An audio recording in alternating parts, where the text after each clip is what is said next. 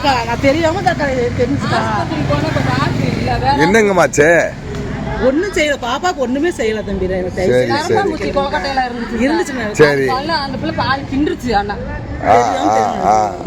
பிள்ளைக்கு இப்போ ஒன்றும் செய்யல.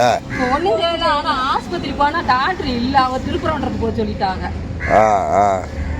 தெரியாம எப்படி? சரி, எப்ப செஞ்சீங்க? இப்ப காலையில செஞ்சேன். குழந்தைக்கு எதுவும் பண்ணல? எப்படி பாத்தீங்க?